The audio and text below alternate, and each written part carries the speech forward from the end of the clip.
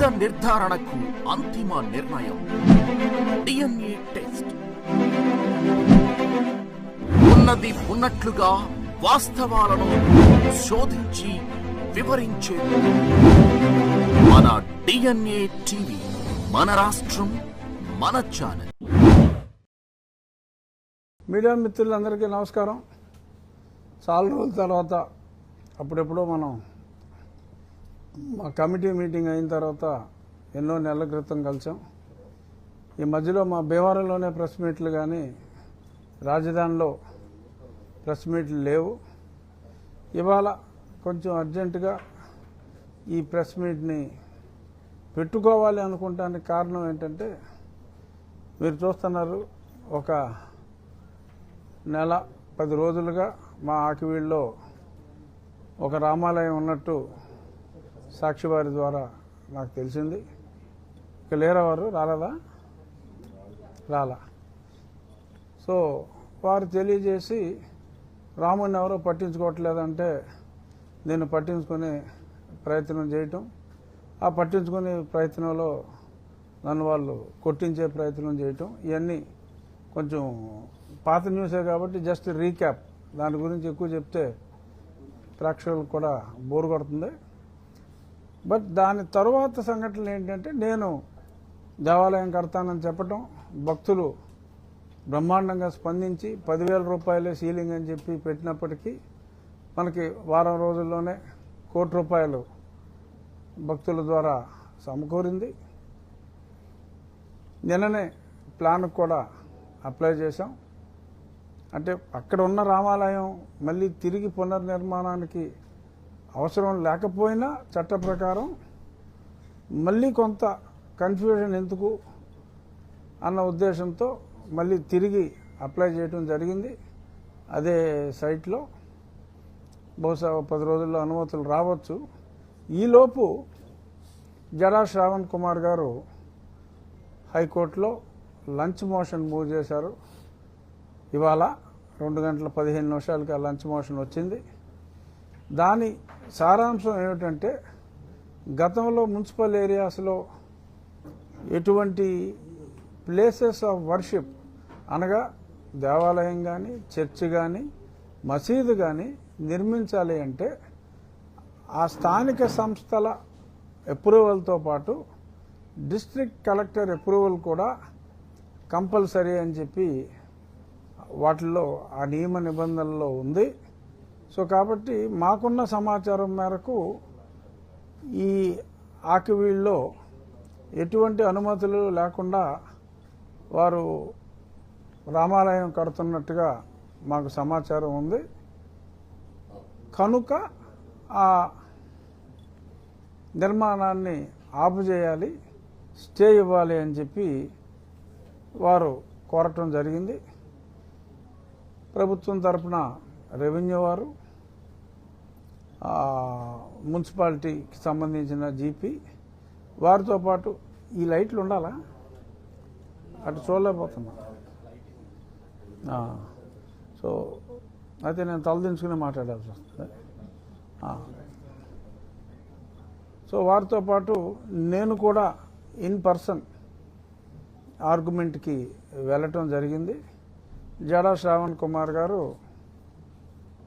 చాలా స్పష్టంగా ఈ అనుమతులు లేకుండా ఎటువంటి నిర్మాణాలు చేయటానికి వీల్లేదు అని చెప్పి వాదన వినిపించారు. గత 10 రోజులుగా నేను అనుమతి లేని చర్చిల్ని నియంత్రించాలి, ఎందుకంటే మనం చేసిన చట్టాలని, అసెంబ్లీలో చేసిన చట్టాలని మనమే ఫాలో అవ్వకపోతే వాటికి అర్థం ఉండదు, చెయ్యాలి అని చెప్పి నేను గత 10 రోజులుగా చెప్తున్నాను. కనుక నేను చెప్పిన దాని ప్రకారమే నేను ప్లాన్కి నిన్ననే అప్లై చేయడం జరిగింది. ఇప్పుడు శ్రావణ్ గారు కూడా అదే చెప్పారు. నేను మాట్లాడుతూ కోర్టులో అటు సైడు ఆర్గ్యుమెంట్స్కి, ఎందుకంటే అది ఫైల్ చేసింది ఎవరంటే 3 వ్యక్తులు. అది వాళ్ళు ఫైల్ చేసింది నా ఫోన్లో ఉంటుంది. సో 3 వ్యక్తులు ఫైల్ చేశారు. ఆ ఫైల్ చేసిన వాళ్ళు ఎవరో పేర్లు కూడా చెప్తాను. యేసురత్నం గారని ఒక ఆయన భార్య. సో యేసురత్నం గారు అంటే అర్థం చేసుకోవచ్చు ఫైల్ చేసింది ఎవరో. ఇంకొకళ్ళేమో ఫ్రాంకానా అనగా అర్థమైంది కదా, ఫ్రాంకానా. ఇంకొకళ్ళు పేరు జోస్నా దేవి అయినప్పటికీ వారి భర్త అక్కడ ఒక చర్చ్, అదే ప్రాంతంలో చర్చ్ నడుపుతున్నారు. విశేషం ఏంటంటే అనుమతి లేకుండా దేవాలయం నిర్మాణం సమంజసం కాదు, ఆరు నేరము అన్న ఆ వ్యక్తి నడుపుతున్న సభ్యుడిగా ఉన్న చర్చికి అనుమతి లేదని నేను ఇప్పుడే తెలుసుకున్నాను. అది సో నేను కూడా స్పష్టంగా మేము ఏదైతే చెప్పాలనుకుంటున్నది జడా శ్రావణ్ కుమార్ గారు అదే చెప్తున్నారు. ఒక రకంగా మా తరఫున మా ఆర్గ్యుమెంట్స్ కన్నా ముందు ఆయనే ఆర్గ్యూ చేశారు. సో మాకు వేరే ఆర్గ్యుమెంట్ లేదు. We will give an undertaking అని ఎంతసేపు స్టే అంటే అంత రఘురామకు చొక్కెదురు అని చెప్పి కొన్ని ఛానల్స్ రెడీగా ఉంటాయి. అయితే వేరే పార్టీ ఛానల్స్ చాలా రెడీగా రఘురామకు చొక్కెదురు, చాచి చెంప మీద కొట్టిన హైకోర్టు, ఇలాంటి రకరకాల క్యాప్షన్స్తో వచ్చేస్తుంది. రెడీగా ఉండమని కూడా చెప్పుండొచ్చు ఆ లాయర్ గారు. బట్ దురదృష్టవశాత్తు ఎటువంటి స్టే ఇవ్వలేదు. మేమే అండర్టేకింగ్ ఇస్తాం ప్రభుత్వం తరఫున, ఎటువంటి అనుమతులు లేకుండా అక్కడ ఎటువంటి నిర్మాణాలు చేపట్టడం జరగదు అని చాలా స్పష్టంగా ప్రభుత్వ న్యాయవాదులు పేర్కొన్నారు. నేను కూడా ప్రజాప్రతినిధిగా అదే విషయాన్ని, ఎందుకంటే చట్టాలను పరిరక్షించవలసిన బాధ్యత ప్రజాప్రతినిధుల మీద ఉంది కనుక ఒక లోకల్ ప్రజాప్రతినిధిగా తూచా తప్పకుండా ఆ చట్టంలో ఉన్నదాన్ని ఏదైతే నిర్దేశించిందో అది ఫాలో అయ్యేలాగా చూడవలసిన బాధ్యత మా మీద ఉంది. అలాగే ఇతరులు ఎవరైనా అటువంటి కార్యక్రమాలు చేస్తుంటే అనుమతి లేకుండా నడుపుతూ ఉంటే వాటిని కూడా నియంత్రించవలసిన బాధ్యత, అంటే అధికారులది బాధ్యత అయినప్పటికీ అధికారుల దృష్టికి తీసుకెళ్ళమని ప్రజలందరూ మాకు తెలియజేస్తున్నారు. కాబట్టి ప్రజల తరపున అధికారులకి దృష్టికి అది తీసుకెళ్ళి అటువంటి అక్రమ నిర్మాణాలని ఖచ్చితంగా తొలగించాలి. ముందు సరే ఏదైనా స్ట్రక్చర్ కట్టుకుంటే ఇప్పుడు ఇళ్ల మధ్యకి వచ్చి అద్దెకి తీసుకుని ఇలాగా మార్చుకుంటున్నారు ప్రార్థనా మందిరాలుగా. సో అటువంటివి మా ఆకివీడులోనే మొన్న చూస్తే, ఆకివీడు మండలం ఎంతండి, చిన్నదే. అనుమతి లేనివి 113 ఉన్నాయి. 113 ఒక మండలంలో. అంటే నా నియోజకవర్గంలో ఉన్న 4 మండలాల్లో కనీసం ఒక 500 ఉంటాయి అనుమతి లేకుండా. సో ఒకప్పటి రామాలయం 1932 డాక్యుమెంట్లోనే ఉన్న రామాలయం స్థానంలో తిరిగి రామాలయం నిర్మించాలి అంటే మరి అనుమతులు లేకుండా ఎవరు ఎటువంటిది చేయకూడదని చెప్పి ఇంత న్యాయబద్ధంగా మరి మాజీ మ్యాజిస్ట్రేట్ గారు చెప్పినప్పుడు తప్పకుండా అది పాటించవలసిన బాధ్యత ఉంది కనుక ఈ క్రమంలో ముందు నా నియోజకవర్గంతో, అంటే మా జిల్లాతో మొదలెడతా. నియోజకవర్గంలో చెప్పా, మా జిల్లాలో తాడేపల్లిగూడెం దగ్గర కుంచెన్నపల్లి అనే ఒక గ్రామంలో కలవరి టెంపుల్, ఫాదర్ సతీష్ కుమార్, అద్భుతమైన అతిపెద్ద మందిరము, ఆదివారపు ఆరాధనలు, చర్చు, సిలువ, ఇది అద్భుతమైన కట్టడము. మొత్తం చిన్న బిజినెస్ అంతా దోచేశాడు ఆయన. బుల్లి చర్చిల డిమాండ్ మొత్తం పోయింది. ఏషియాలోనే బిగ్గెస్ట్ చర్చ్ కాంప్లెక్స్ ఓనరు. 4 లక్షల మంది ఉన్నారంట. సరే కొంతమందికి అవి 4 లక్షల ఓట్లలాగా కనపడతాయి. సో అందుకనే ఈ నిర్లక్ష్యం ఇదంతా. సరే మాకైతే నేను ఓట్లలాగా చోట్ల. సో ఇది ఈయన ఆ తాడేపల్లిగూడెం దగ్గర ముందు ఒక పర్మిషను నేను అపార్ట్మెంట్స్ కడతాను అని ఒక దగ్గర ఇచ్చి అక్కడే ఇంకొక సబ్ అప్లికేషను ఒక meeting hall, not prayer hall, ఒక మీటింగ్ హాల్. అంటే ఆ ప్రాంగణంలో అపార్ట్మెంట్లు వస్తాయి, అన్నీ వస్తాయి. మీటింగ్ హాల్ అంటే ఏదో కొంచెం క్లబ్ హౌస్ టైప్ అనుకోండి, అనుకోవాలి. ఒక మీటింగ్ హాల్ కడతాము అని చెప్పి ఇచ్చారు. దానికి లోకల్ బాడీ వాళ్ళు నోటీస్ కూడా ఇచ్చారు. సదరు అనుమతుల ప్రకారం మీరు సదరు బిల్డింగ్లో చర్చిగా ఉపయోగిస్తూ ప్రార్థన మందిరంగా ఉపయోగించుచు ప్రార్థనలు జరుగుతున్నవని ఫిర్యాదుల ద్వారా తెలియవచ్చినది.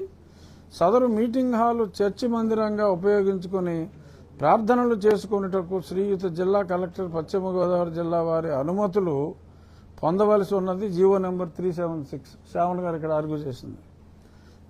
చర్చిగా ఉపయోగించుకుని ప్రార్థనలు చేసుకుంటే మీ వద్ద అనుమతులు ఉన్న ఎడల గ్రామ పంచాయతీ వారికి అందజేయవలను, లేని ఎడల ప్రభుత్వం వారు తీసుకున్న చర్యలకు బాధ్యులగుదురు. ఈ నోటీస్ అందిన 15 రోజుల్లోగా లిఖితపూర్వకంగా తెలియజేయాలని 3 నెలల క్రితం ఇచ్చారు. రిప్లై లేదు. కలెక్టర్ ఆఫీసులో కనుక్కుంటే అక్కడ అప్లికేషనే లేదు. సో అయినప్పటికీ కూడా ఒక పెద్ద ప్రార్థనా మందిరం.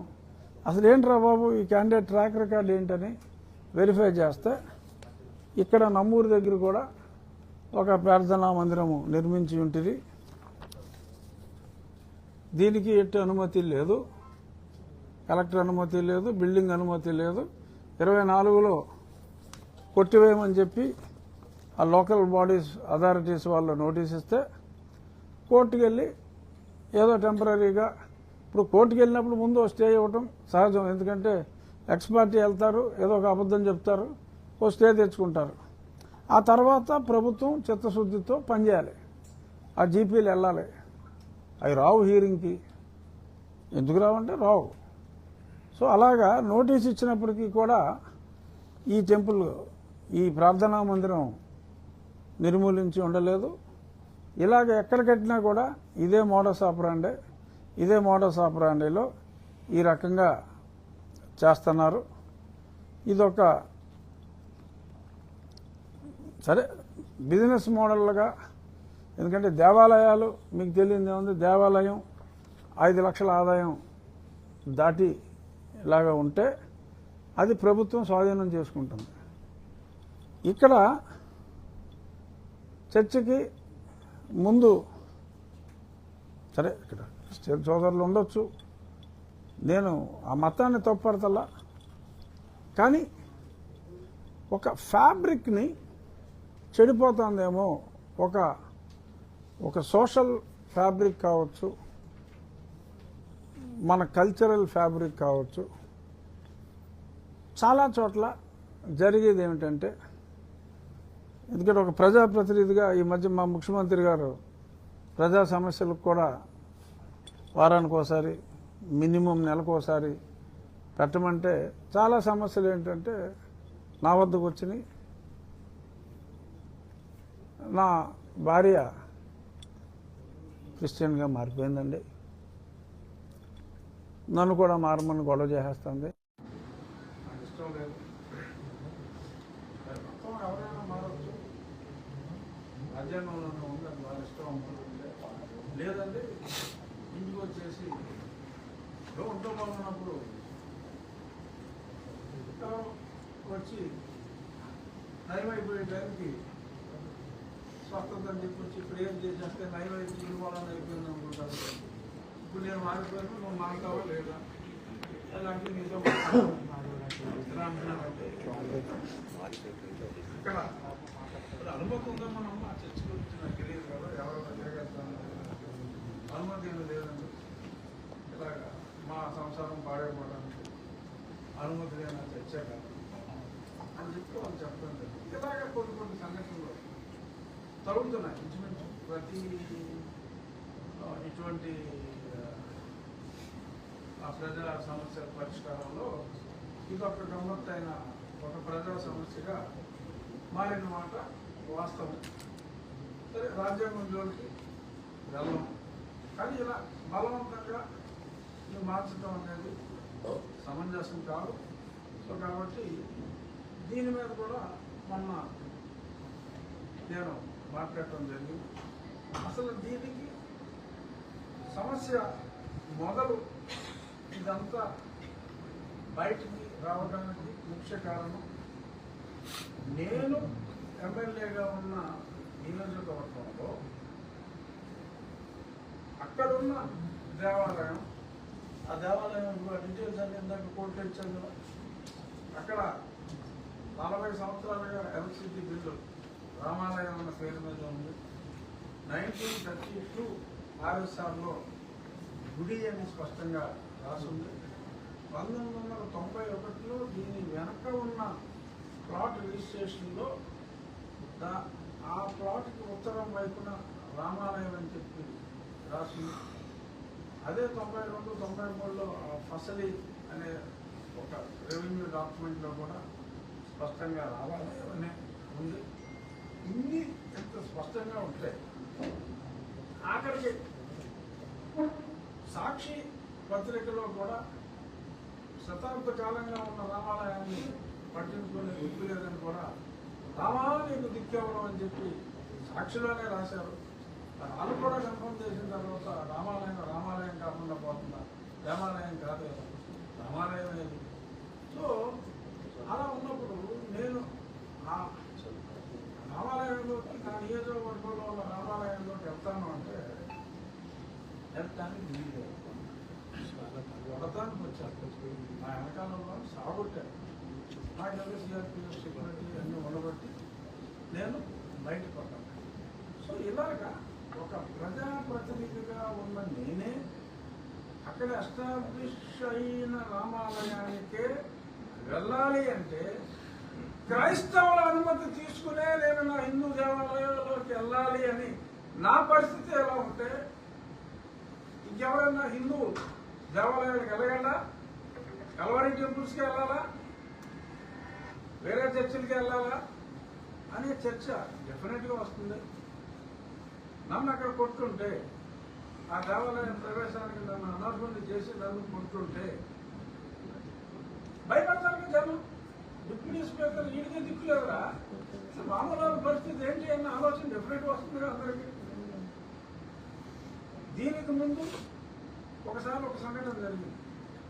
సంవత్సరం అవుతుంది, ప్రభుత్వం మారిన ఒక 3 నెలల తర్వాత ఏలూరుపాడు అనే గ్రామంలో నేను ఎంపీగా ఉండగా ఒక బ్రిడ్జ్ శాంక్షన్ చేసి, ఆ బ్రిడ్జ్ కంప్లీట్ అయింది. ఎంపీగా ఉండగానే అయింది. సరే అప్పుడు నాకు ప్రవేశం నిషేధం కాబట్టి నేను చేయలేకపోయాను.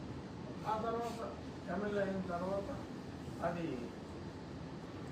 ప్రారంభోత్సవానికి వెళ్ళినప్పుడు ఒక నాగదేవత ఆలయం ఉంటే, నాగదేవత ఆలయం, ఇది నాగదేవత ఆలయం అయితే దీని వెనకాల కాలంలో ఉంది. వెనక నుంచి వెళ్ళటానికి లేదు. చుట్టూ పిల్లలు వేసి రౌండ్గా ఒక ఫ్లెక్సీ వేస్తారు. ఆ ఫ్లెక్సీ మీద డాక్టర్ బిఆర్ అంబేద్కర్ గారు బొమ్మ వేశారు. లోపల బొమ్మలు వేసుకున్నారు. ఆ బొమ్మలో వేశారు. కొత్తగా దాని బొమ్మ వేశారు. డెఫినెట్గా అందరికీ ఆరాధన పూజ చేయాలి. గుడి మూసేశారు మొత్తం, పెద్ద ఫ్లెక్సీ వేసి. ఎవరు ముట్టుకుంటాడో నీళ్ళు గుడి దగ్గర నీళ్ళు లేదు. ఎవరైనా చెప్తే ఎస్సీ అని చెప్పాలి. నేను బ్రిడ్జ్ ఓపెనింగ్ వెళ్తే ఇక్కడ పక్కనే గుడి ఉందండి అంటే కావాలని చెప్పి నేను గుడి చూద్దామని వెళ్తే గుడి లేదా అన్న. అందుకే తీసుకొచ్చాను మిమ్మల్ని నేను వెలిగించాను. అందుకే తీసుకొచ్చాం, దీని వెనకాల ఉందండి అన్న. వెనకాలంటే వాడకంతా వెళ్ళి అలా సైడ్ యాంగిల్లో చూసాం, కనపడింది గుడి. తీసేసి కదా ఏమైందన్న చెప్తే ఇలా కొడతా ఉంటున్నారు, కేసులు పెడతా ఉంటారు.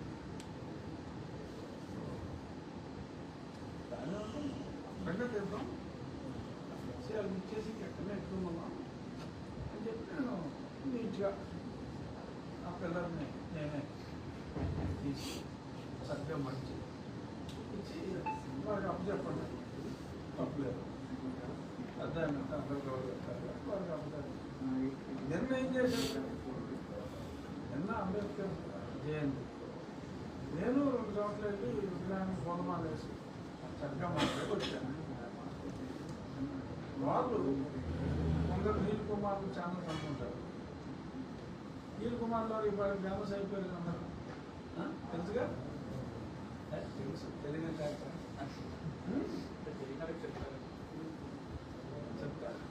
సో అదేమైంది, అంబేద్కర్ గారి పుట్టినరోజున అంబేద్కర్ని అవమానించిన తీర్పు తీసుకుంటే ప్రజలు అసలు అది నేను తీసి పక్కన పెట్టింది సంవత్సరం నడుపుతాం. అప్పటికి నేను గుర్తు తీసుకెళ్ళని కూడా ముఖ్య ఎమ్మెల్యే, ఎక్స్ఎంపీని ముఖ్య ఎమ్మెల్యే. అది కొన్ని జరిగిన సంఘటనలాగా అంటే ఏదో రకంగా వారికి నా మీద కోపం వచ్చేలాగా ఉండాలని చెప్పి చాలా దారుణంగా వక్రీకరించి ఇలా పెడతాను. సరే, మళ్ళీ గోన్ బ్యాక్ టు దట్ తెలిసి ఏంట్రా ఈ గొడవ కారణం ఎవరంటే అక్కడ జోసఫ్ అని ఒక ఆయన ఉన్నాడు. ఆయన రకరకాల కేసులు అందరి మీద పెట్టి ఆ ప్రైజ్ మనీ కేసు పెట్టి ప్రైజ్ పట్టు స్కీము అలా ఉంది. సో అతను తరచూ ప్రైజ్ మనీ కొట్టేస్తూ ఉంటారు. ఏదో కేసు పెడతాం, ముందు 50,000 ఎఫ్ఐఆర్ అయిందంటే ఆ రూల్స్ బాగా రెడీ చేసుకున్నాడు, బాగా సోల్వ్ చేసుకుంటున్నాడు. సో ఏంటి అతను హిందూ క్రిస్టియన్, దళితుల క్రిస్టియన్ అయితే 5 సంవత్సరాల నుంచి నేను నచ్చకుండా అదే చెప్తాను. సో చూస్తే వాళ్ళ తల్లిదండ్రులను ఎక్కడ హిందూ శ్మశానంలో కాల్చేయాలా,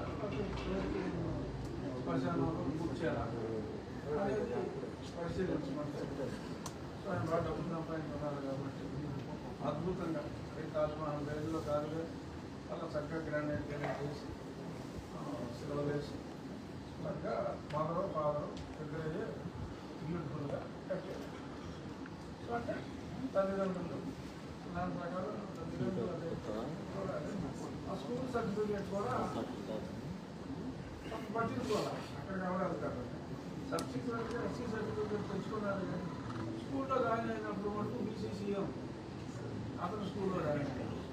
ఆ సర్టిఫికేట్ అలా మదనపల్లలో చనిపోయిన పురుగు ఇతను చర్చిలో డ్రెస్ చేసుకుని చేస్తున్న ప్రార్థనలో ఇవన్నీ ఇచ్చి కంప్లైంట్ ఇచ్చి అతనికి సర్టిఫికేట్ రద్దు చేశారు.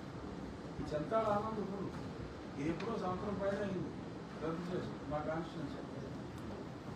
ఆ రోజు నుంచి నేను ఎమ్మెల్యే అయిన తర్వాత మా నియోజకవర్గంలో ఒక ఎస్సీ ఎస్టీ అట్రాసిటీ చేసుకోవడం లేదు. ఎస్సీ ఎస్టీ కేసుని ఎందుకు కూలంకషంగా నేను అధ్యయనం చేయవలసి వచ్చిందంటే, నేను ఢిల్లీలో ఉన్న సమయంలో ఒక 6 కేసులు నామే పెట్టాను. ఢిల్లీలో ఉన్నాను, అసలు నాకు సంబంధం లేదు, రావలేదు కదా. రాని ఉన్నప్పటికీ వస్తానన్న భయంతో అప్పటి ప్రభుత్వ యంత్రాంగం ఆ స్థానిక నాయకులతో నా మీద వారి మనోభావాలు జరుగుతున్నాయని చెప్పి కేసులు పెట్టారు. అప్పుడు నేను పరిశీలించాను ఏంటో ఎవరంటే ఒకరు కెనడీ అలాగే ఉన్నాయి పేర్లు. ఒకటేదో హిందూ పేర్లు బట్ కన్వర్టెడ్ క్రిస్టియన్, అందరూ క్రిస్టియన్స్. బేసిక్గా ఎదుగురికి లేదు. అది తర్వాత ఎదుగురికి లేదంటే సరే చాలా కేసులు మూసేయడం జరిగింది. బట్ ఒక సఫరర్గా ఇది న్యాయం కాదు, చాలా అన్యాయంగా ఎక్కువ కేసులు ఈ రకంగా ఉన్నాయని చెప్పి నేను అది మొదలు పెడతాను. సరే ఈలోపు చెంతాడు ఆనంద్ ఇది కూడా చూశాను. అందులో సుప్రీంకోర్టు చాలా స్పష్టంగా ఎటువంటి రావు, ఎటువంటి బెనిఫిట్స్ రావు అని చెప్పడం జరిగినప్పుడు నేను క్రిస్టియానిటీ అంటే నాకు అసెన్షియల్మైన గౌరవం, విశ్వాసం లేదు, గౌరవం అత్యంతమైన గౌరవం ఉంది. నేను ఇప్పుడు ఇదే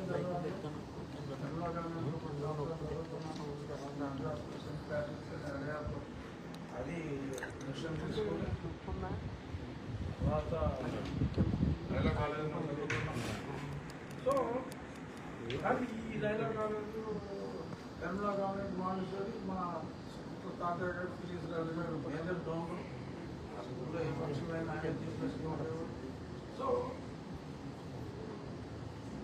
అటువంటి గౌరవం ఉన్న మొత్తం కుటుంబం విశ్వాసం హిందూ గౌరవం ఉంది. క్రిస్టియానిటీ అయినా ఇస్లాం అయినా ఈ రెస్పెక్ట్ ఈచ్ రిలీజన్ సారాంశం ఒకటే కాదు. కానీ ఈ రకంగా రాజ్యాంగంలో ఉన్నది మీరు ఒకసారి మతం మారితే మతం లేని గొప్ప కులం మారితే అంటే మతం మారితే ఆ మతంలో కులం లేదు కనుక క్రిస్టియానిటీలో మతంలో కుల వ్యవస్థ లేని ఒక చక్కటి మతంలో మీరు మళ్ళీ అక్కడ కులాన్ని ప్రవేశపెట్టడంతో కరెక్ట్ కాదని 1936లో మొట్టమొదటిసారి రిజర్వేషన్లో బ్రిటిష్ ప్రభుత్వం ఇచ్చింది. బుకింగ్హామ్ ప్యాలెస్లో ఇండియన్ యాక్ట్ ఆఫ్ 1935 రిలీజ్ చేశారు. అది 36లో వచ్చింది. అందులో రిజర్వేషన్ మొట్టమొదటిసారి ఇచ్చారు. ఆ ఇచ్చినప్పుడు 151 స్థానాలు అప్పుడు అప్పటి పార్లమెంట్ అంటే కౌన్సిల్ అనేవారు, ఇంపీరియల్ కౌన్సిల్ అనేవారు. ఇంపీరియల్ కౌన్సిల్లో 499కి 151 స్థానాలు రిజర్వ్ స్థానాలు ఇచ్చారు. ఇచ్చినప్పుడే బ్రిటిష్ వాడే రాశాడు, Indian Christians are ineligible to get this reservation. ఇప్పుడు మారిందంతా 4% అయినప్పటికీ ఆ మతంలో ఉన్న విశిష్టతని కులాన్ని చొప్పించి ఆ విశిష్టతను పాడు చేయకూడదు అని చెప్పి పెట్టింది. స్పెసిఫిక్గా మళ్ళీ చెప్పేది ఏంటంటే ఈ మతంలో హిందూ మతంలో మీకు ఈ కుల వివక్ష అనే దాని వలన మీరు ఇబ్బంది పడ్డారు. మీరు ఇబ్బంది పడకుండా ఉంటే మీ స్టేటస్ పెరగాలి అని చెప్పి ఈ రిజర్వేషన్ సిస్టమ్ తీసుకొచ్చారు. సో మీరు ఎప్పుడైతే కుల వ్యవస్థ లేని మతంలోకి వెళ్ళిపోయారో ఇంకా ఇది లేదు అని 36లో పెట్టారు. తర్వాత 50లో రిపీట్ చేశారు. ఇప్పుడు ఎంతో మంది నీల్ కుమార్లు ఎవరో చెప్పన్నాడు మహానుభావుడు. సో నీల్ కుమార్లు ఎవరనగా సునీల్ కుమార్, జడా శ్రావణ కుమారు, ఇంకెవరో విజయ కుమారు, హర్ష కుమార్, మీరు 4 నీల్ కుమార్లు. సో వీళ్ళు ఎంతసేపు దళిత క్రిస్టియన్లకి కులము మతము మారిన కులము మారిన అని వాళ్ళు ఆర్గ్యూ చేస్తున్నారు. మారును అని రాజ్యాంగంలో ఉంది. మతం మారితే కులం ఉండదు అన్నారు. కులం మారుతుందా మారదా కాదు, కులము ఉండదు అన్నారు రాజ్యాంగంలో. సో కులము లేనప్పుడు ఆ కులానికి ఉద్దేశించి రిజర్వేషన్ ఉండదు అన్నారు. ఎవరికాడు రాజ్యాంగానికి భాష్యం చెప్పి విజయ్ కుమార్ ఏమంటాడు, 75 ఏళ్ళ నుంచి మనకి ఎలాగే ఉంది కదా, ఇప్పుడు దాని గురించి ఎంతో బాధ రావాలి, మనం పట్టించుకోతాం అంటే it's fall on the constitution. So రాజ్యాంగాన్ని ఎవరికి ఇష్టం వచ్చినట్టాడు అనువదించేయటం, సుప్రీంకోర్టు తీర్పు చెప్తే సుప్రీంకోర్టు తప్పు చెప్పింది. అయినా ఈ రాజకీయ నాయకులు ఓట్ల కోసమే కదా. ఇక ఈ మధ్యన ఆ వెబ్సైట్ ఇక్కడ ఉన్నాయో లేదో నాకు తెలియదు, ఉంటే ఉండొచ్చు. మరి కొన్ని వెబ్సైట్లో చాలా స్పష్టంగా ఈ గౌరవిస్తున్నారు ఈ రాజ్యాంగం పట్టుకుని అతను మాట్లాడుతున్న మాటలకి అసలు ఓటు బ్యాంక్ ఎంతో పెద్ద ఓటు బ్యాంక్ తెలుగుదేశం పార్టీ అనగా నేను మా మాట లేకుండా పోయింది. అసలు ఎంతో బాధపడుతున్నారు. కానీ ఆ ఛానల్స్ తెగ బాధపడుతున్నారు. ఒకటే చెప్తున్నా, కామన్ పబ్లిక్కి మీ ద్వారా ఇందులో ఆ ఛానల్స్ ఉన్నా కూడా ఉండొచ్చు, తప్పులేదు. నేను చెప్పేది ఏంటంటే నిరంతరం మా పార్టీ నాశనం కావాలి అని కోరుకునే కొన్ని వెబ్సైట్లు కావచ్చు, కొన్ని ఛానల్స్ కావచ్చు, రఘురామకృష్ణరావు ఉన్న తెలుగుదేశం పార్టీకి బాధపడుతున్నారంటే దాని ఉద్దేశం ఏంటి? ఏమో తెలియని లాభం కలుగుతుందని టెన్షన్లో ఉన్నారు. లేకపోతే అంత ఏడ్చేయాల్సిన పని లేదు. ఎప్పుడు మా పార్టీని చూసి ఏడ్చేవాళ్ళు మా పార్టీకి రఘురామకృష్ణరావు వల్ల నష్టం వస్తుందని ఏడుస్తున్నారంటే ఇలా ఛానల్ సెంటర్ చూసుకోవచ్చు. అలా ఎవడో ఒకటి ది న్యూస్ అని ఉంటుంది ఒకటి, అలాగే కొంచెం నల్ల అక్షరాలతో ఎవడో ఒకటి ఉంటాడు. ఎక్కువ పర్టికులర్ పొలం పార్టీలో తిరుగుతూ ఉంటాడు, మేసాలు లేకుండా కొట్టుకోవాలి. సో నా పేరు తెలియదు, అంతే తెలియదు, పేరు చెప్తాను నాకేం మాట్లాడుతున్నాను. సో ఇలాగా నిరంతరం మా పార్టీని చూసి వేసేవాళ్ళు అసలు ఈయన వల్ల చాలా ఓట్లు తగ్గిపోతున్నాయని చెప్పి బాధపడుతున్నారు. ఓట్ల రాజకీయం కాదు, రాజ్యాంగాన్ని గౌరవించవలసిన బాధ్యత ప్రతి శాసనసభ్యుడి మీద ఉండదు. నేను ఒక శాసనసభ్యుడిగా ఆ తర్వాత డిప్యూటీ స్పీకర్గా I will have true faith and eligibility on the constitution ప్రమాణం చేసింది. రాజ్యాంగంలో ఉన్నదాని గురించి మాట్లాడే హక్కు నాకుంది. రాజ్యాంగంలో ఉన్నదాని గురించి మాట్లాడితే 10 ఓట్లు పెరగవచ్చు, 1-6 ఓట్లు పోవచ్చు, 6 వైసే వరుస ఏదైనా అవ్వచ్చు. కానీ ఒక కులం వాడు మనోభావాలు దెబ్బతింటాయి. ఎవడో ఒకడు హత్య చేస్తే హత్య చేసిన వాడి మీద చర్యలు తీసుకుంటే ఆ కులం ఓట్లు పోతాయని చెప్పి హత్య చేసిన వాడిని వదిలేయాలని విచిత్రమైన డిమాండ్లు కూడా వస్తున్నాయి ఇప్పుడు. సో అటువంటి డిమాండ్లకి మనం తలొగ్గకూడదు.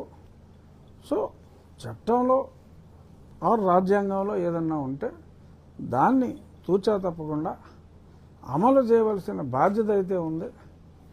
దానికి ఓట్లకి ముడిపెట్టడం అనేది సమంజసం కాదు. So coming back to the main point, ఏదైతే ఇవాళ జడా శ్రావణ్ కుమార్ గారు అద్భుతంగా వాదించారో, అనుమతి లేకుండా చర్చిలు కానీ దేవాలయాలు కానీ ఉండకూడదు అని చెప్పారో, నేను ఒక ఎగ్జాంపులరీ మోడల్గా అనుమతులన్నీ తీసుకొని అది ప్రారంభించి, ఆ ప్రారంభించిన రోజు నుంచి మరి జడ శ్రావణ్ గారు చెప్పిన దానికి అనుకూలంగా నన్ను శత్రువుగా చూస్తున్నాడు ఆయన. అయినప్పటికీ నేను ఆయన ఈ విషయంలో మిత్రుడిగా చూసి ఆయన మనోభావాలు ప్రతిబింబించేలా అనుమతి లేని, అంటే ఆయన చర్చిలు స్పెసిఫిక్గా మాట్లాడారు కాబట్టి అనుమతి లేని చర్చిలు ఏదన్నా ఉంటే డెఫినెట్గా వాటి మీద చర్యలు తీసుకోవాలని, అలాగే రైట్ టు ఇన్ఫర్మేషన్లో మొన్న ఒక జిల్లా ఇంకొన్ని మండలాల్లో ఒక హిందూ దళిత సమాఖ్య వారి అవకాశాలు దెబ్బతింటున్నాయి కాబట్టి హిందూ దళితుల తరఫున కూడా నేను కూడా వారికి మద్దతుగా ఉన్నాను కాబట్టి వాళ్ళు రైట్ టు ఇన్ఫర్మేషన్లో ఎంతమంది పాస్టర్లు ఎస్సీ సర్టిఫికేట్స్తో ఉన్నారు చింతాడ ఆనందలాగా అనే ఇన్ఫర్మేషన్ ఆనంద్ కేసు రాకముందే రైట్ టు ఇన్ఫర్మేషన్లో కలెక్ట్ చేసుకుంటే ప్రసన్న కుమార్ అని ఒక దళిత నాయకుడు అరౌండ్ 50% ఎస్సీ సర్టిఫికేట్స్తోనే ఉన్నారు. అంటే ఇతర కులాల వాళ్ళు కూడా ఉంటారు కదా. ఇప్పుడు పాస్టర్, ఇప్పుడు అతను ఏషియా బిగ్గెస్ట్ చర్చ్ ఇందాక మాట్లాడుకున్న అతను కాపట, కేఏ పాల్ గారు కూడా కాపే కదా. అలా మందకృష్ణ మాదిగ గారు చెప్పినట్టు ఎంతోమంది పెద్ద పెద్ద పాస్టర్లో ఇతర కులాల వాళ్ళు ఉన్నారు. ఓకే, అది వారి మనోభీష్టం. ఇక్కడ పాస్టర్గా ఉండి కూడా ఎస్సీ సర్టిఫికేట్తో ఉండటం కుదరదు అని చెప్పి సుప్రీంకోర్టు, ఎవరైనా హూ ఎవర్ ప్రొఫెసర్స్, ఇప్పుడు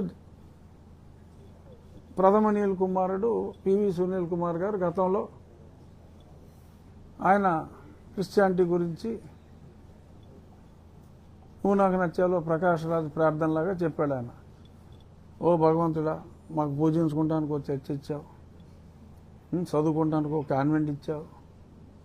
సో ఇది చర్చ్ ఇచ్చావు నాకు, నువ్వు ప్రార్థించుకుంటాను, కానీ మరి ఆయన చర్చిలోనే ఉన్నారు. సరే, అలా తల్లిగారు క్రిస్టియన్ సమాధి ఉన్నప్పుడు క్రిస్టియన్ సమాధి తల్లిగారికి ఉందని చెప్పి అది పెడితే, తల్లిగారు క్రిస్టియన్ అయితే నా తండ్రి హిందూ, సో తండ్రిదే వస్తుంది, ఆ మాత్రం కూడా తెలియదా బుద్ధిహీనుడు అని చెప్పి నోటుకొచ్చినట్టు తిట్టి ఆయన మాట్లాడారు. సరే, విజ్ఞత గల వ్యక్తి మాట్లాడాడని ఊరుకున్నా. మరి అనుకోకుండా ఆయన మొన్న మరణించారు. మరణించిన పిదప, మరణించక మునుపు హిందూ అని చెప్పారు, మరణించిన పిదప ఆయన బుద్ధిజం తీసుకున్నట్టున్నారు బహుశా. మరి బుద్ధిజం ఆచారం ప్రకారం చుట్టూ బుద్ధిస్ట్ మాంకులను పెట్టుకుని, మరి నాకున్న సమాచారం రైటో తప్పు, మరి చూసిన తర్వాత ఆయన ఏమన్నా పెడతాడేమో తెలియదు. అక్కడ చూసిన వాళ్ళు నాకు చెప్పింది ఖననం చేశారు, దహనం చేయలేదు. బుద్ధిజంలో అయితే దహనమే చేస్తారు. గౌతమ్ బుద్ధుని కూడా దహనమే చేశారు. బుద్ధిజాన్నే ఫాలో అయ్యి పాశ్చాత్య మతాలు కరెక్ట్ కాదు అని చెప్పిన భారతరత్న డాక్టర్ బిఆర్ అంబేద్కర్ గారిని కూడా ఖననం చేయలేదు, దహనమే చేశారు. మంచు ప్రాంతాల్లో ఎక్కడో కాల్చడానికి వీల్లేని చోట్ల పర్వత శ్రేణుల్లో కూర్చిపెడతారు, కానీ ఆ మంచులో జనరల్గా బౌద్ధిజం దహనమే చేస్తారు. సరే, ఆయన కాల్చాడా పుచ్చాడా అనేది మెయిన్గా చెప్పడం కోసం కాదు.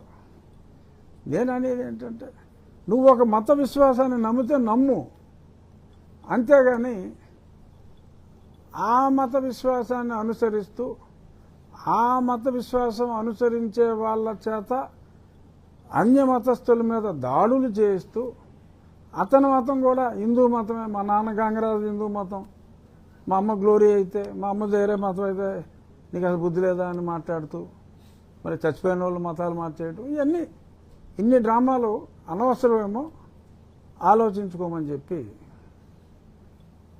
మీ ద్వారా ఆ నీలి కుమారుడికి తెలియజేయవలసిన బాధ్యత ఉందని చెప్పి నేను అనుకుని ఆయనకు కూడా తెలియజేస్తూ, చెప్పాలి అని నేను మీ ద్వారా తెలియజేయాలనుకున్నది, క్రిస్టియానిటీ అంటే నాకు అత్యంత గౌరవం, మనస్సాక్షిగా చెప్తున్నా. బట్ రాజ్యాంగంలో ఉన్నదాన్ని అనుసరించాలి. మీకు రాజ్యాంగ సవరణలు చాలాసార్లు జరిగినాయి. ఒకవేళ ఆ సవరణ జరిగే అవకాశం ఏమో 10 ఏళ్ళకో 50 ఏళ్ళకో 100 ఏళ్ళకో ఉండొచ్చేమో. నేను ఉండగా రాదేమో అని నేను అనుకుంటున్నా. సరే, ఎప్పుడుకో వస్తే రావచ్చు. బట్ అప్పుడు దాకా ఆ రాజ్యాంగాన్ని అనుసరించవలసిన బాధ్యత ప్రతి భారతీయ పౌరుడి మీద ఉంది కనుక అప్పుడు దాకా సంయమనం పాటించి, అసలు నేను లేస్తే మనిషిని కాదంటున్నారు చాలామంది, నేను వస్తే వారు వన్ సైడ్ అంటున్నారు. ఆడవడు అజయ్ బాబు అజయ్ కుమారు ఏమన్నాడు, తూర్పుగోదావరి నాది క్రైస్తవులది, పశ్చిమ గోదావరి క్రైస్తవులది, కృష్ణా క్రైస్తవులది, గుంటూరు క్రైస్తవులది, 1,60,00,000 మంది ఉన్నారు, మేము ఎవరికి చెప్తే వాళ్ళే నెగ్గుతారు అని ఛాలెంజ్ చేస్తా, హిందూ మతాన్ని అవహేళన చేస్తా, నోటుకొచ్చినట్టు వాగితే అయ్యి బాబా వాళ్ళు ఓట్లు పోతాయేమో అనే భయంతో, అంటే ఆ సోషల్ ఫ్యాబ్రిక్ని ఇంత అసహ్యంగా మాట్లాడి ఇళ్లలోకి వచ్చేసి బలవంతంగా ఇలాంటి మార్పిళ్ళకి గురి చేసినప్పుడు, భారతదేశంలో 13 రాష్ట్రాల్లో, మొన్ననే మహారాష్ట్రలో కూడా మతం మారి స్వేచ్ఛ ఉంది. మతం మార్చే స్వేచ్ఛ ఇవ్వాల, బలవంతంగా మతం మార్చే స్వేచ్ఛ రాజ్యాంగంలో ఇవ్వాల. ఆ స్వేచ్ఛ తీసుకుంటున్నారు. ఆ తీసుకోవటం సమంజసం కాదు. స్పష్టంగా చట్టం ఉండాలి కనుక ఆ రాష్ట్రాల్లో ఆ చట్టాన్ని ప్రవేశపెట్టారు, 13 రాష్ట్రాల్లో. మరి మన రాష్ట్రంలో కూడా ఇవాళ మరి ఎక్కడెక్కడ పాస్టర్లో వచ్చి ఈ రాజ్యం మాది, అధికారం మాది, అధికారం మా మతాంది అని చెప్పి ఇంత విశృంఖలంగా మాట్లాడుతూ ఉంటే రికార్డులో 2% క్రైస్తవులు, రియాలిటీ 22%. మరి ఆ అజయ్ అన్నాడు గొంతు అరుస్తూ కేకలేసి వాడు చెప్పిన ప్రకారం అయితే ఆల్మోస్ట్ 30% చెప్తున్నాడు లెక్క. 1,60,00,000 అంటే అంతేగా, ఆల్మోస్ట్ 30% చెప్తున్నాడు 5 కోట్లు 5.5 కోట్ల జనాభాలో. సో ఆ రకంగా మాట్లాడుతున్నారు. పోనీ 22 అనుకున్నా, 2 అని చూపెడుతున్నారు. ఏంటి అవసరం అంటున్నా? 22 అయితే 22 అని చెప్పండి, 2 అని చెప్పి అబద్ధం ఎందుకు చెప్పాలి? ఇది సమంజసం కాదు. ఇది కాదు అని చెప్పినందుకు నాకు మా పార్టీ నాయకుడు పెద్దాయన చంద్రబాబు నాయుడు గారికి ఏదో అగాధం ఉన్నట్టుగా వీళ్ళకి ఊహించేసుకుని నోటుకు వచ్చినట్టు రాసేసుకుంటున్నారు. అటువంటిది ఏమీ లేదు. రాజ్యాంగ స్ఫూర్తితో రాజ్యాంగం ప్రకారం నేను నడుచుకుంటున్నాను. సో కాబట్టి ఇటువంటి నడకని తప్పు అని ఎవరు కూడా చెప్పరు. దీని మీద మీ అభిప్రాయాలు, రాజ్యాంగం మీద మీ అభిప్రాయాలు ఏంటో, మీ సొంత అభిప్రాయాలు ఏమన్నా ఉంటే ఏమన్నా కాంట్రడిక్ట్ చేయండి. నేను ఏమన్నా సమాధానం చెప్పగలిగితే సమాధానం చెప్తా.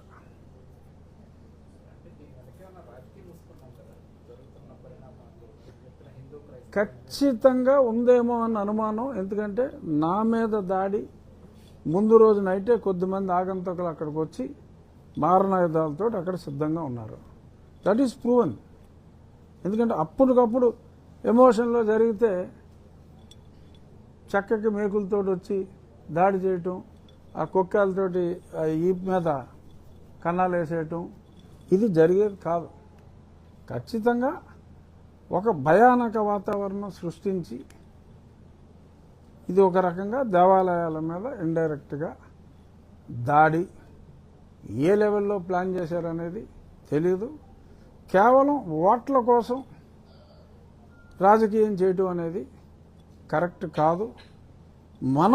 మనం చేసుకున్న చట్టాలని మనం ఫాలో అవ్వటానికి కూడా ఏమో ఓట్లేస్తే వారు ఓట్లేయరేమో అని భయపడి నిర్ణయాలు తీసుకోవటం ఎవరికి కూడా, ఏ పార్టీకి కూడా అది సమంజసం కాదు. సోషల్ ఫ్యాబ్రిక్ని కాపాడవలసిన బాధ్యత అన్ని పార్టీల మీద ఉంది. ప్రభుత్వం ఏదైనా కావచ్చు, గత ప్రభుత్వం అయినా దేశుడు వాళ్ళు ఐ థింక్ ఎంకరేజ్ చేసినట్టున్నారు గట్టిగా, అందుకని ఇంత ర్యాంపెంట్గా పెరుగుంటుంది. బట్ కంట్రోల్ చేయవలసిన బాధ్యత డెఫినెట్గా ఉంది. కుట్ర కోణం అయితే ఖచ్చితంగా ఉంది అని నేను భావిస్తున్నా.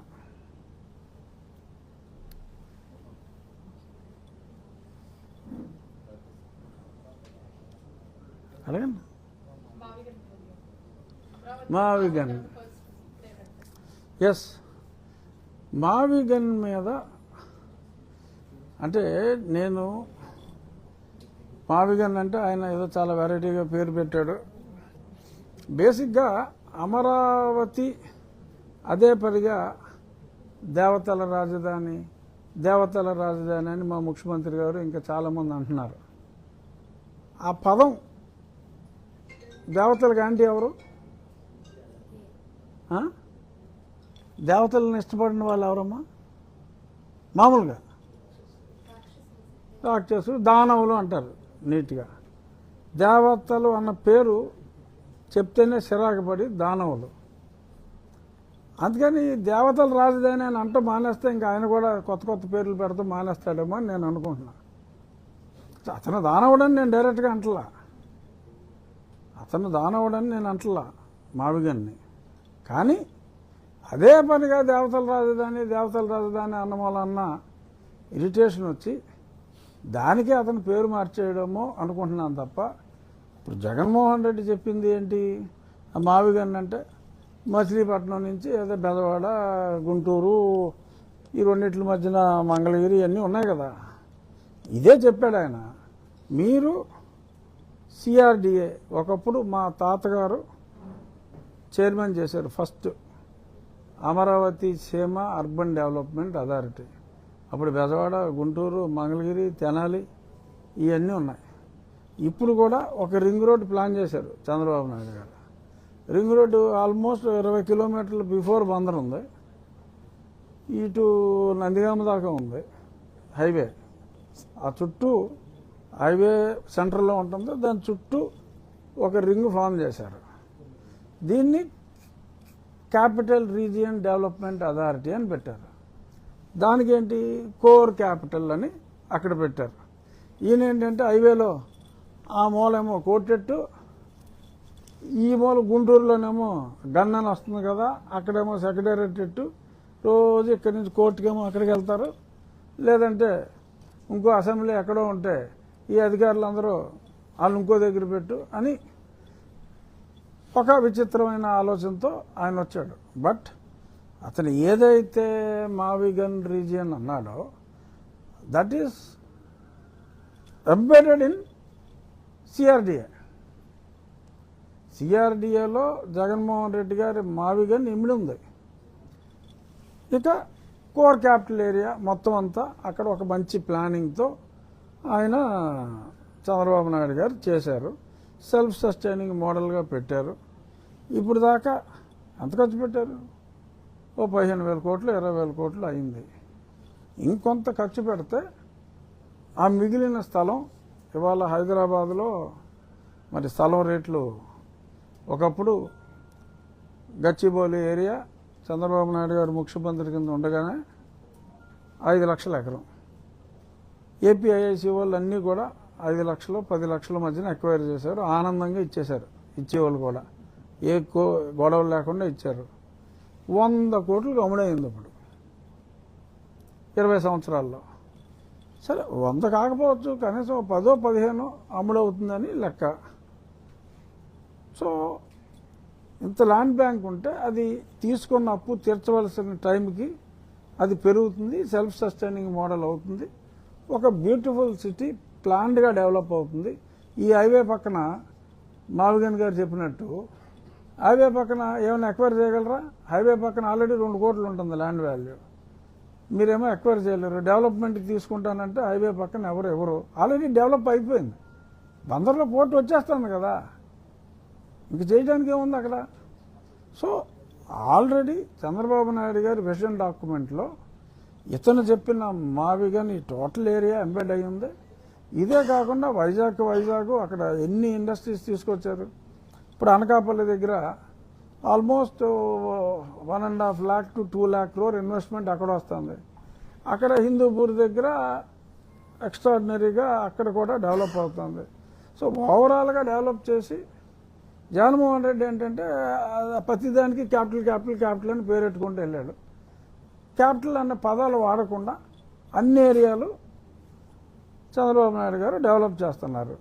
ఇక్కడ స్పెసిఫిక్గా ఒక క్యాపిటల్ అనేది ఒక బ్యూటిఫుల్గా తయారు చేద్దామని ఒక గొప్ప సంకల్పంతో ఆయన చేస్తున్నప్పుడు అభినందించాలి. పైగా అక్కడ ఎప్పుడు ఆయన మాట్లాడింది మావిగన్ను పార్లమెంట్లో అప్రూవ్ అయిపోయిన తర్వాత మీడియా సమావేశం పెట్టి మావిగన్ పెట్టి మళ్ళీ దానికి సమర్థన ప్రతిరోజు వారి సొంత పేపర్లో మావిగన్కి పెరుగుతున్న మద్దతు. ఏం పెరుగుతుంది మావిగన్కి మద్దతు? ఎందుకు పెరుగుతుంది? సో ఓకే, వాళ్ళ పేపర్లో వాళ్ళు రాసుకుంటున్నారు, చదువుకుంటున్నారు. బట్ మావిగన్ అనే పేరు లేకుండా సిఆర్డిఏలో ఆయన ఆలోచనలో ఉన్న మావిగన్ ఆల్రెడీ అందులో ఉంది కాబట్టి జగన్మోహన్ రెడ్డి గారి ఊహలు కూడా ముఖ్యమంత్రి గారి విజన్లో చక్కగా ప్రతిబింబించినాయి.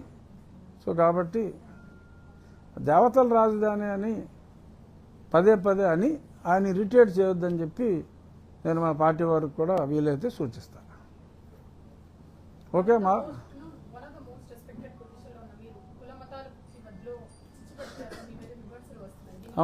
అవును అది మీ ఆర్టీఓ ఎజెండా అదే నాకు తెలుసు. అసలు నేను అదే చెప్తున్నా, మతము లేని కులం లేని మతంలోకి వెళ్ళి కులాల చిచ్చు పెట్టొద్దు అని నేను చెబుతున్నా. చిచ్చు పెడుతున్నాను నువ్వు అంటున్నావు, నేనేం చేయను చెప్పు. విమర్శలు వస్తున్నాయి, దానికి సమాధానం చెప్పడానికే కదా ఈ ప్రెస్ మీటు. అది సార్ అయితే మీ పార్టీ వాళ్ళే మీకు సపోర్ట్ చేయట్లేదని మొన్న జడా స్ట్రాంగ్ గారు అన్నారు. మీ వాళ్ళే మీకు సపోర్ట్ చేయట్లేదని స్టేట్మెంట్ ఇచ్చారు. కాదమ్మా విషయంలో ఇప్పుడు సపోర్ట్ అంటే ఏం చేయాలి? రఘురామకృష్ణదాస్ జిందాబాద్ అనాలా? అపోజ్ చేయకపోవటమే సపోర్ట్ చేయటం. నేను ఏం మాట్లాడాను అసలు? నేను రాజ్యాంగబద్ధ పదవిలో ఉన్నాను కదా, దానికైతే ఇది మోస్ట్ రెస్పెక్టెడ్ అన్నాం, అంత ఉన్నా లేకపోయినా ఏదో ఎంతో కొంత ఉంది. నేను రాజ్యాంగబద్ధ పదవిలో ఉన్నాను కాబట్టి రాజ్యాంగంలో ఉన్నదాన్ని నేను చదివాను తప్ప, నేను ఇప్పుడు చెప్పిన దాంట్లో అగేన్స్ట్ ది కాన్స్టిట్యూషన్ ఏమన్నా ఉందా, కాన్స్టిట్యూషన్ ప్రకారం మాట్లాడటం నేరమా, కాన్స్టిట్యూషన్ పట్టించుకోక్కర్లేదు ఎప్పటి నుంచి ఎలాగే ఉంది కదా అని అంటాం నేరమా? This is my limited question. అది ఈ ప్రశ్న అడిగి మంచి పని చేశాడమ్మా.